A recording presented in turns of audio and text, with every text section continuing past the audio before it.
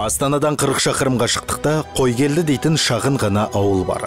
Қыс ортасында қар құрсауында бұйығы тірлігімен жатқан осы ауылда бала Жұмабек мектепке барды. Даңғыл еңбек жолының алғашқы баспалдағын мектеп мұғалімдігінен бастады. Тәшенов Жұмабек осы жерде үлкен дөкей мектеп болған. Мектеп пансионат. Сонда оқып, ер жетіп, қызмет істеп, осындай дәрежеге жеткен адамымыз, азаматымыз. Біздің осы ауылдың, Қойгелді ауылының.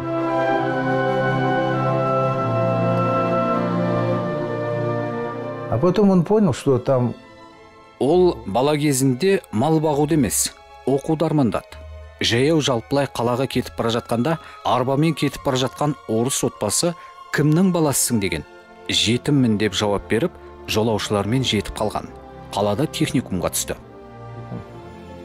Білімге зерек, еңбек жас Жұмабектің мінезі кішіпейіл, көпшіл, іскерлігімен танылды. Ел мақтаған жігітке ауылдың қыздары ғашық болып, жарыса хат жазған.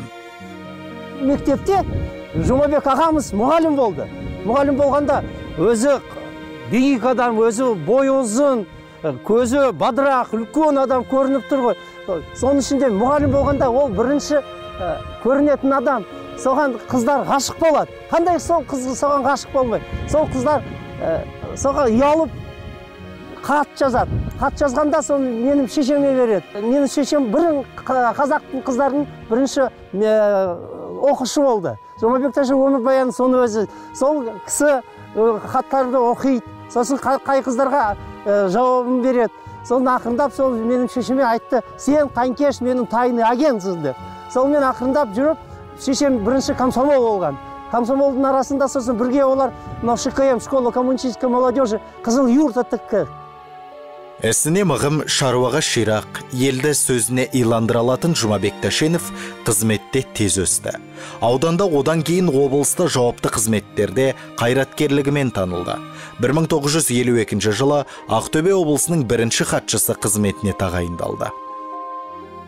37 жасында бар болғаны Ақтөбеге ауысып барады. Сол Ақтөбеге ауысып барған кезде соғыстан кейін қалжыраған, халықтың жаңағы шаруашылығы жолына қойылмаған сондай жаңағы қиын кезде Ақтөбеде сол шаруашылықтарды өнеркәсіпті, тау-кен жаңағы істерін ұйымдастыру мақсатында өте біліктілік танытып, жас болса да, өнеркәсіп саласын бөлек бөлгізіп, транспорт саласын бөлек бөлгізіп, оның жоспар жаңағы барлығын шығындарын, оған қанша қаржы сұралатын республикадан барлығын жасатып, соны ұсыныстарымен жаңағы өткізгенде, соны жолға қойғанда Жұмабек Ахметұлы Тәшенов дейді. Онан кейін мынау Хромтау қазіргі жұмыс істеп жатқан, сол кездегі мынау кен алқаптарының барлығын негізін қаланып, ары қарай жаңағы жұмыс жасауына бағыт бағдарын жасап берген досы Жұмабек Ахметұлы Тәшенов деп айтуға болады. Тәшеновтің тағы бір қайраткерлік қыры жоғарғы кеңестің төрағасы болған кезде көрінді. Сонау 1937-38 жылдары халық жауы деген жаппай жалаға ілінген арыстарымызды ақтау ісіне белсене атсалысты. Саяси қуғын сүргін құрбандары Бейімбет Майлин, Сәкен Сейфуллин секілді тұлғалар есімінің қайта тірілуіне Тәшеновтің сіңірген еңбегі ұшан теңіз. Аялы ақын Мағжан Жұмабаевтың да есімін асқақтатып, ресми түрде ақтап алуға барын салып бақты. Жұмекең ақынның өлеңдеріне, өміріне бозбала күнінен қанық болған. Солтүстік Қазақстан облысында еңбек еткен кезде Мағжан Жұмабаевтың туған ауданында бірнеше жыл еңбек еткен. Мағжанның жырларын, кітаптарын, еңбегін сол жерлестерінен білген. Рухани сырлас һәм мұңдас болып кеткен Жұмекең Бауыржан ағаны жиі жұмысына шақырып алып, ұзақ әңгімелеседі екен. Кел, қазақша көрсей. Алдынан құшағын жайып төрге тұрғызған Тәшенов тағы бір тың деректі батырдың өз аузынан естіген.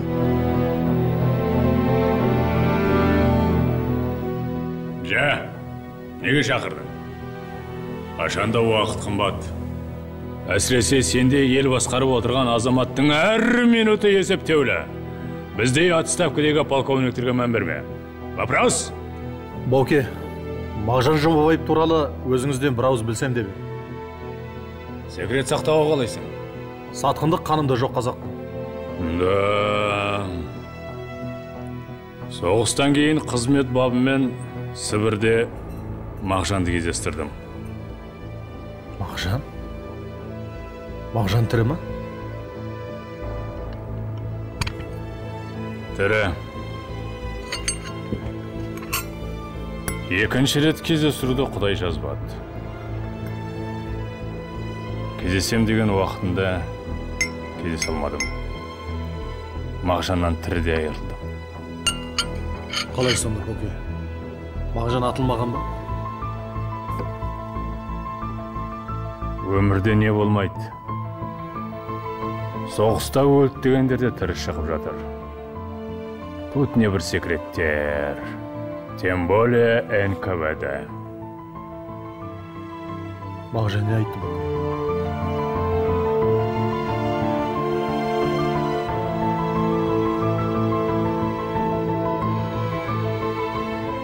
Адамдардан көңілі қатты қалған. Қорқат, тозған. Вот мы какие сволочи. Адам айуаннан да жаман. Қолына түспе. Қорқау биліктің қорқытқаннан қорлағаны жаман.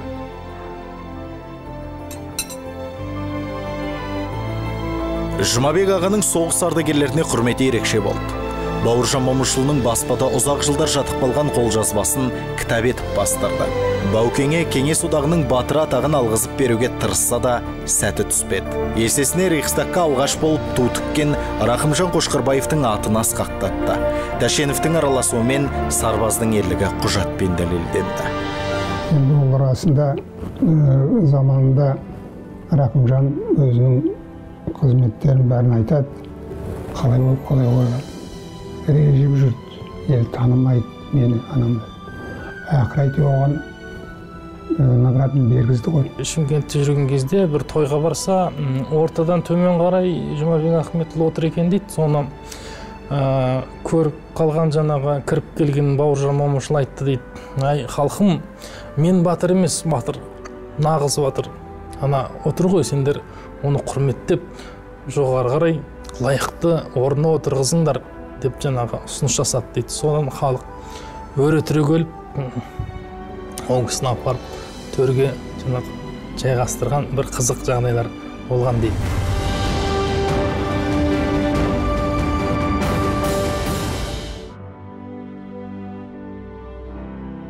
1954 жылы КСРО бойынша тың егеру науқаны басталып, қазақтың құнарлы жерлеріне түрен салынды.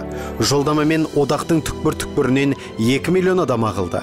Қазақ даласында 337 кеңшар құрылып, мыңдаған техника жеткізілді. Әрине, бұл науқан бір жағынан ауыл шаруашылығының әлеуетін арттырғанымен 9 миллион гектар жердің құнары желге ұшты.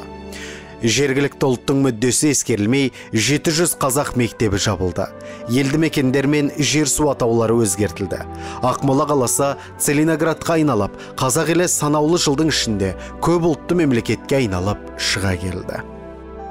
Бәленбай миллион халық әкеп төккендегі саясат сол айтып отырмын ғой, патшаның қарумен сан ғасыр істей алмаған нәрсесін біз бір қаулымен, соқамен, достықпен жасадық деп өзі солай жариялап айтқан ғой. Демек, мына жердің бәріне халқын төгіп алды. Жаңағы ішінде неше түрлі сотталғаны бар, сотталмағаны бар.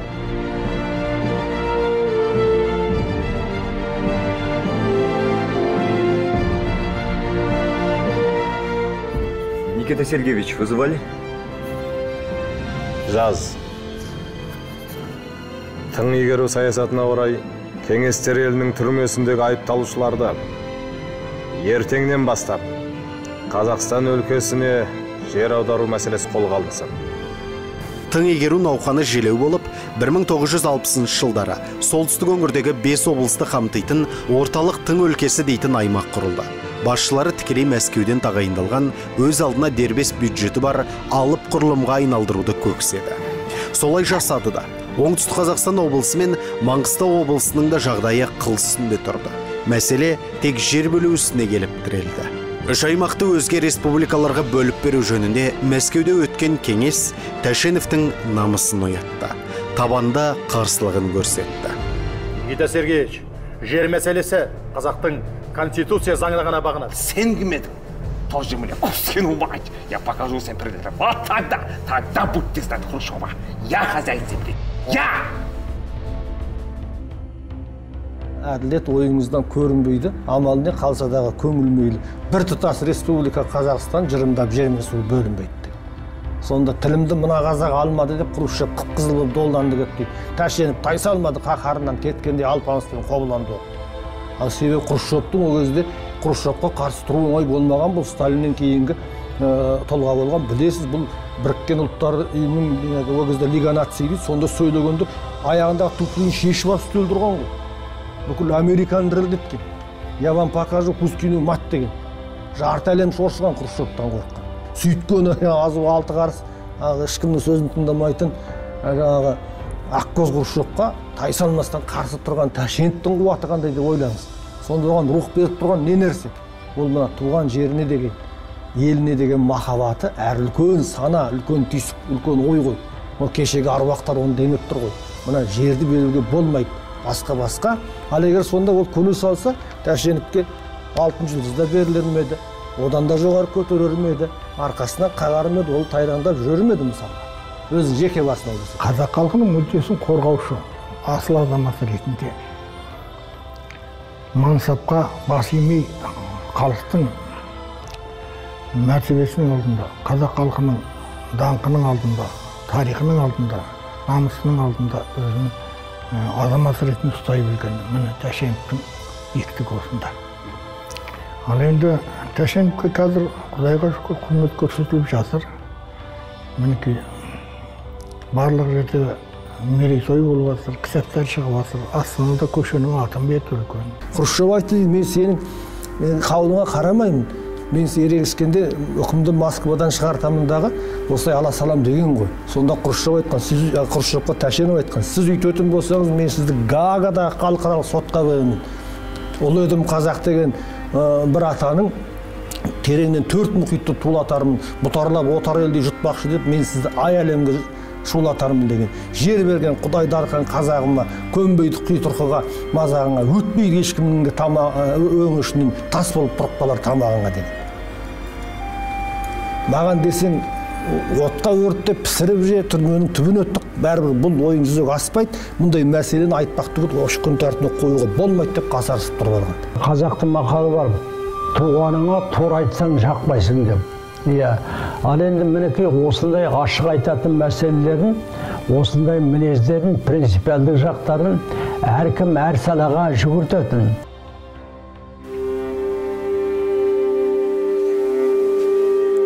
2000 жылдары танымал ақын Баянғали Әлімжанов Тәшеновтың еңбегін паш ететін 300 жолдан тұратын Жұмабек Батырдың жұлдызы атты поэма жазып шықты. Шындыққа құрылған шығарма көпшілік оқырманның ықыласына бөленді. Бәрі де жер емес пе СССР-дің, СССР болмағанда өспесінің. Егер де айтқанымда жасамасаң, мен саған өлілгенше өштесермін, қуғындап, кісені салып, торға қамап, төбеңді сүймемменен көптесермін дейді. Сонда Тәшенов айтады, қылып ал қыларыңды пісіріп же, етімді отқа қақтап, түшініп же, уатып сүйегімді, күлімді шаш, көнбеймін мұндай қорлық ісіңізге, қазақтың жерін қылғи салам деген ой кірмесін өңтігі түсіңізге дейді. Егер де осы заңды ойындамасаңыз, мен Қазақстанның премьер-министрі ретінде сізге қарсы тұруға әзірмін. Тіпті болмаса, әлемдік саяси билік қоғамдарына шағынам.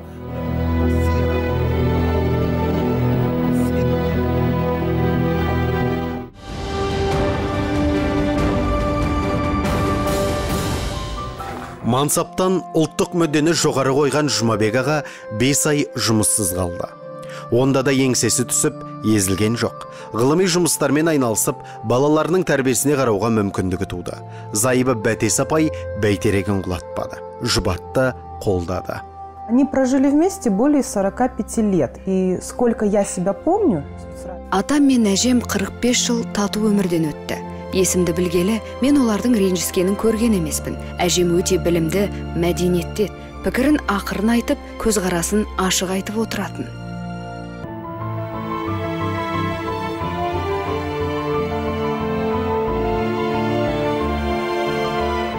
мың 1961 жылы 6 қаңтарда орнынан алынады.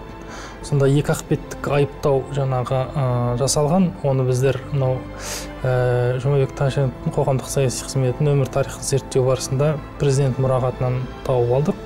Бұрынғы енді орталық комитеттің мұрағаты ғой. Сонда мынандай айыптаулар жасайды орнынан алған кезде.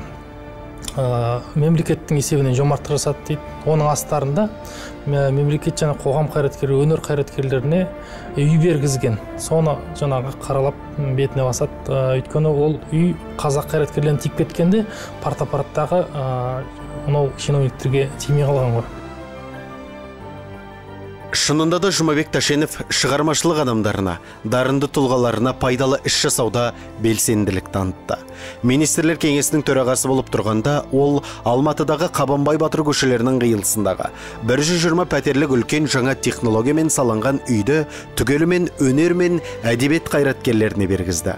Осы Қонаев көшесіндегі нөмірі 135 үйді бүгінге дейін жұрт мақтаныш ретінде Қазақ ауылы немесе Тәшеновтің үйі деп атайды. Бибігүл Төлегенова, Құрманбек Жандарбеков, Шара Жиенқұлова сол тұста жаңа пәтердің кілтін алып, мерейлер үстем болды. Сонымен бірге Алматыдағы көптеген мәдениет ғимараттарының салынуына да тікелей атсалысты. Жұмабек Тәшеновтің осы жақсылығын танымал режиссер Ерсайын Төлеубай Алдаспан спектакліне енгізді.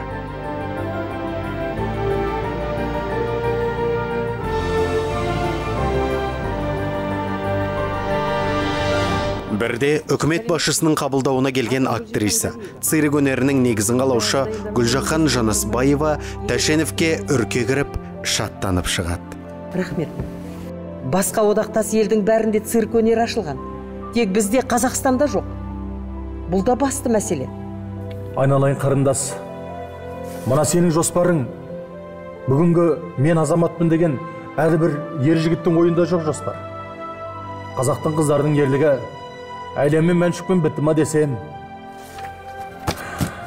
бар екесіңдер ғой қарындас. Жұмабек аға, мен сізді қабылдай ма, қабылдамай ма деп қорқа келіп едім, мүлдем олай емес екенсіз. Сіздей де қазақ болады екен ау. Гүлжахан Ғалиева деген, Жанасбаева деген, ол өнердің адамы. Ол кісіні алғаш циркті салған адам, әйел басыменен. Мұна қазақ концертті негізін салған адам. Ол кісіде бір жоқтауыш жоқ болатын. Онда осыған кіргіздім. Сол жылдары республикалық қазақ әдебиеті мен социалистік Қазақстан басылымының басуына қауіп төнді. Қазақстан Компартиясы орталық комитеті бюросының 1958 жылға 28 шілдедегі Қазақ әдебиеті газетін жабу туралы мәселеге қол қойылған. Осы басылымдарды аударма газетке айналдыру көзделеді. Тіпті сол кезде социалистік Қазақстанның қара шаңырағын ұстап отырған Шәріпов өзінің Казахстанская правда газеті редакторының орынбасары болып қалуға да қарсы еместігін білдіреді. Осы сәтте отырысқа қатысып отырған Жұмекең, социалистік Қазақстанда ашқанда сен емес, жабатында сен емессің, не деп тұрсың өзің деп зекіп тастаған. Қазақ халқына жасаған жақсылығы, бұл Лениннің жаңағы көшесін қоямыз дегенде Ленин емес, ол жерге Абайдың көшесі болдыртып, Абайдың көшесін қойдыртып, онан кейін ол жерде Лениннің ескерткіші емес, Абайдың ескерткішін қойдыртып жібергенде осы Жұмабек Ахметұлы Тәшенов болады. Жалғыз Алматының ғана емес, күллі Қазақстанның мақтанышына айналған Медеу мұз айдынының салынуына тікелей себепкер болған Жұмабек Тәшенов болатын. Кеңес одағының жоғарғы кеңес төрағасы Климент Ворошиловты ескі стадионға ертіп келіп, жаңа салынатын кешеннің сызбасын, керекті қаражаттың құжаттарын дайындап жүгірген де Жұмекең еді.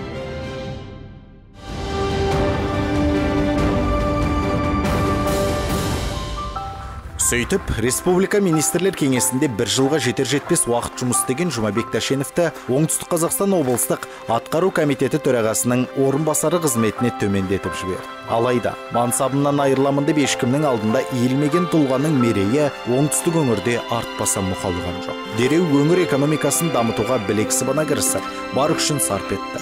Халықтың ықыласына бөленді. Сәуір айында 61 жылы Шымкентке оңтүстік Қазақстан облыстық атқару комитеті төрағасының орынбасары етіп екінші дәрежеде апарып жаңағы орнынан түсіргенде, бірақ ол қызметті де Жұмабек Ахметұлы қомсынған жоқ. Әрдайым халықтың ортасында болып, алдына келген адамдардың бірде-бірінің арызы қайтарылмайды екен. Барлығын тиісті жеріне жолдап жібереді, немесе хабарласып айтып тапсырып жібереді. Осындай мұқтаж адамның арыз шағымын қарап көмектесулеріңізді сұраймын деп. Яғни бір сөзбен айтқанда, бүкіл ұлтқа деген жанашырлығы ерекше азамат болған, сол себепті бүкіл қазақ халқы оны жақсы көрген. Ең қандай дау қиын шешілмейтін жерлер, соған бірінші басшы Валерий Андреевич Леденцов деген басшы болған, сол жерде жүрсін, сол жерде басы қатып жаңағы айналсын деген мақсатпен сонда жерге жіберіп қойды екен. Қайда дау, қайда дамай, сол жерде шешілмей жатқан жерлерге. Соған барған кезде ол өте мықты халықтың қалаулы болған азаматы, ол жерде дау да шешіледі, дамай да шешіледі, халықтың мұқтажы да шешіледі. Яғни барлығын шешіп қайтатын азамат болған. В своих действиях человек решительный. Ол жылдам шешім қабылдаумен ерекшеленді. Бірден шешім қабылдап, істің соңына дейін бітуін қадағалайды. Талап етуі күштеді. Тұра тұрыңыз, кеңесейік, кейін қарайық деп ұзын арқау кең тұсауға салмайтын. Қолынан келмейтін ісінің басын ашып айтатын. Шымкентте сол себепті елдің бәрі Тәшеневті ерекше жақсы көрді. 1961 жылдан бастап 1975 жылға дейін Оңтүстік Қазақстан облысының белді қызметінде істегенде де Жұмабек Тәшенев мәдени құндылықтардың сақталуына ерекше атсалысты. Қожа Ахмет Яссауи кесенесінің қайта қалпына келтіру жұмыстарына білек сыбана араласып, тікелей бақылауын алды. Сол кісінің басшылығымен күрделі жөндеу өткізіп, көрікті кесененің жан-жағы абаттандырылды. Сол кезде көміліп қалған шығыс моншасы қайта ашылып, мәдени мұраның болашақ ұрпаққа мирас етіп қалдыруға қажыр күшін салды.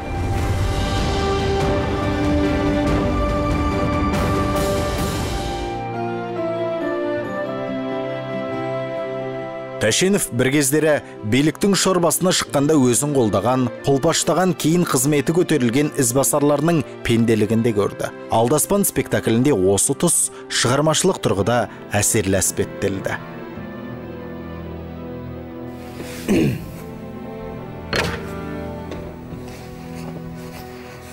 Дәумен, құтты болсын. Ол не де болса да қазақтың орны ғой. Құтты болсын. Рахмет жүге. Менде негізі қазір анау республикалық жиылыстың мәжілісі бар еді. Оның үстіне ана үлкен кісінің арнайы тапсырмасы бар дегендей. 1 миллиард пұт астық алдық. Ендігерлік 50 миллион қойдың басы. Алау хрущев кукурузды бүкіл ауыл шаруашылығының түбіне жеткен жоқ па? Мен дер кезінде астыртын Москваға арыз түсірмегенімде 5 облысымыздан жерімізден айырылғанда қызықтың көкесі сонда болатын еді. Оның шет жағасын өзіңізде аздап білесіз. Не шаруамен?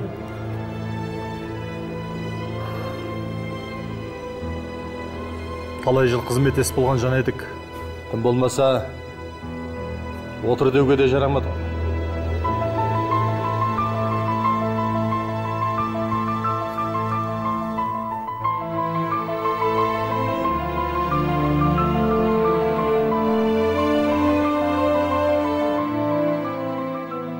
Сол 5 образдың біреуі Дәумен, осы ғана жинақталған образ. Жинақталған образ деп бір типтер болады өзі. Бір жаман типтер, жақсы типтер деген қу адамдар болады. Соның бәрін жинақтап жазасың. Шекспирдің тілімен айтқан кезде. Сөйтіп жазған адам. Енді бұл Дәумен дегендер кімдер? Ол қазірде мына саяси билікте болсын, өмірде де болсын, қандай бір жақсының қасында бір жаман адам өзі орнынан отырады. Керемет ерліктер жасаған тұлғалар Құдайға шүкір жұлдыздай самсап тұр. Әр ерліктің өзінің тарихы бар, өзінің сыры бар, ерекшелігі бар. Ерліктің бәрі ерлік былай қарағанда. Енді бұлай ой жүгіртіп қарасаң, солардың ішінде Жұмабек Тәшеновтің ерлігі ешкімге ұқсамайтын ерекше ерлік. Мен осы күні отырып ойлансам, шындығында солай. Өйткені Жұмабек Тәшенов мүлдем жаңа заманның қайраткері, оның ерлігі, оның өнегесі бүгінгі және келешек қазақтың мемлекет қайраткерлеріне, саяси қайраткерлеріне үлгі өнеге болатын, басшылық қалатын ерлік. Жаны жомарт, азаматтық парасаты биік болған Жұмабек Ахметұлын туыстары ерекше ықыласпен еске алады. Жақсының аты өлмейді деген осы да. У меня вот такой есть ученик, что он мне делает. Дядя Жұмабек меня... Мектепте мұғалім болып жүрген кезімде Жұмабек ағадан бір кеңес сұраған едім. Класста жетесіз, мазасыз сұғанақ қол Валерий деген бала болды. Қарт әжесінен басқа ешкімі жоқ. Әлгі бала күнде бірдеңе бүлдіріп есімді алды. Сонда Жұмабек аға ол балаға басқа қырынан қарауға тырыс деді. Содан уақыт өте келе түс мезгілінде әлгі оқушыны үйге келіп ас бердім. Әжесіне дастархан дәмінен ауыз тигіздім. Әлгі баланың тентектігі басылып, көзқарасы өзгеріп, адамшылығы ояна бастады. Батырлығы мен батылдығынан бөлек, жүрегі кең Асыл ағаның қамқорлығын көрген жандардың бірі Сақыпжамал Сәбірова. Әкесінен ерте айырылған тұлымшағы желбіреген қыз техникумда жүріп, практикадан өтуге Шымкент қаласына барады. Туғаны жоқ, туысқаны жоқ, өзге қалада жүргенде ағайындары Тәшеновке хабар салыпты. Содан жаны жұмсақ жұмекең Сақыпжамалды өзі іздеттірген. Ол кісінің ендәсе Жұмабек Ахметұлының бәрінен мені сол тауып алып, сол үйіне келгенде, шофер алып келгенде, сонда мен маңдайынан иіскеп, как өздің туған қызындай көргеніне есімде қалдым мәңгі. Мен жетім қыз жүрген, соны тауып алып, сол балалары бәрі мені жақсы қарсы алғаны мен мәңгі есімде қалды. Өте жақсы кісі. Бөтен анау мынау деген жоқ. Ауылай маған аман. Иә, оқуға түсуге келдің босында.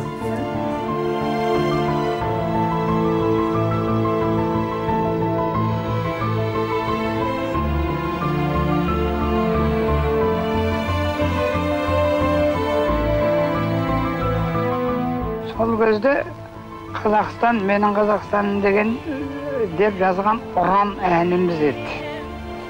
Ол ұран әніміздің сөзін жазған қазір марқұм болып кетті Жұмекен Нәжімеденов деген жақсы қазақтың талантты ақын еді. Шымкентте Тәшеновтер отбасымен бірге тұрған Сақыпжамал апай Жұмабек ағаның отбасына Шәмші Қалдаяқовтың жиі келетінін еске алды. Бірі әнші, бірі басшы болса да, ойлаған мүддесі ортақ екеу рухтас болатын. Қалдаяқ та сол ел алмай келіп сол кісілерге неғып жүргендерін естідім, әңгімелер айтып былай айтып отырғандар. Тәшеновтің ұлы ерлігі, ол жаңағы бүкіл ұрпаққа өнеге болатын ерлігі, жерін 5 облыстың Қазақстанның 3 өңірі ғой, ең қаймақ бетке шыққан қаймақ соны алып қалу, тағдыры ұлы ерлікке жолықтырған, ел үшін кету уақыт болып құрбан, биік ой, асқақ сезім бойын билеп, даңқты ел тарихын толықтырған, партия солдаты болып жүрсе дағы жүрегі қазағым деп соғып тұрған, ең жарық жұлдыздардың бірі жүкең азаттық аспанында жанып тұрған. Сіздердің бүгінгі тыңдайтындарыңыз Жамал Омарованың алғашқы орындауында «Менің Қазақстаным» әні. Сөзі Жұмекен Нәжімеденовтікі, әнін жазған Шәмші Қалдаяқов.